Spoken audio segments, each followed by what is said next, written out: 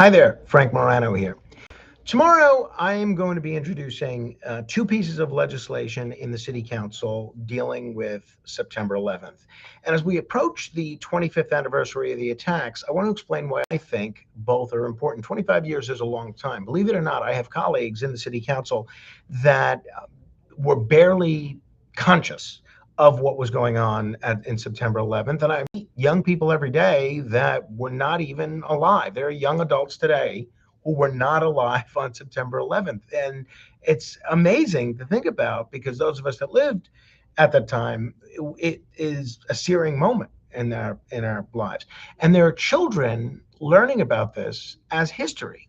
But for thousands of New Yorkers, potentially even you if you're watching this, September 11th isn't history. First responders, recovery workers, survivors, people who lived and worked in lower Manhattan and their families are still dealing with the consequences of that day. People are still getting sick.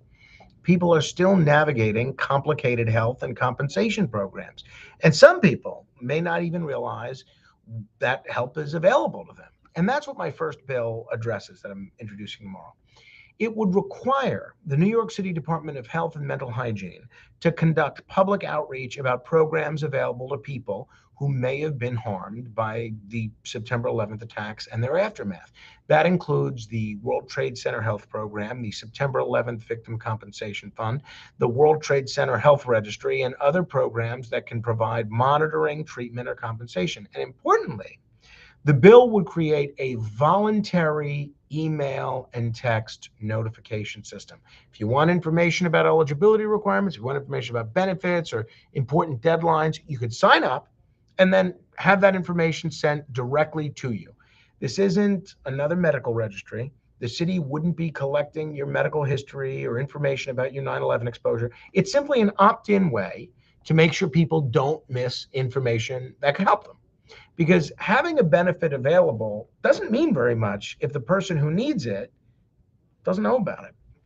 And the second bill looks at September 11th from a different perspective. It would establish an annual New York City 9/11 week of service. Every year, New NYC Service would work with community organizations, houses of worship, veterans organizations, first responders, and city agencies to encourage volunteer opportunities throughout the five boroughs.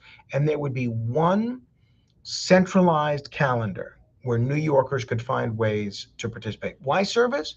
Because when I think about September 11th, I obviously think about the nearly 3,000 innocent people who were murdered. I think about the firefighters and police officers who ran towards danger when every instinct tells a human being to run the other way. I think about the recovery workers who spent days, weeks, and months at Ground Zero, but I also remember what happened throughout New York afterwards. People lined up to give blood. They brought food and supplies to first responders. They volunteered. They checked on neighbors. Strangers helped strangers. For a brief period, all the things that normally divide New Yorkers seemed a lot less important than the things that united us. And that's part of the legacy of September 11th, too. And 25 years later, I don't want that part of the story to disappear. So these two bills really have one purpose: take care of the people who are still living with the consequences of September 11th and pass the spirit of service that followed September 11th on to the next generation. I'm introducing both bills tomorrow. Both bills have bipartisan support. My hope is that my colleagues from across the political spectrum will join me, that we'll move them quickly, and that we can pass them during this 25th anniversary year. Who knows, maybe even by the September stated city council meeting. There are some things in government that shouldn't be partisan or complicated. Remembering September 11th and taking care of those who were there and encouraging New Yorkers to serve one another, I think that should be among them. 25 years later, we still say never forget. These bills are two small but meaningful ways to make sure those words continue to mean something. Thank you.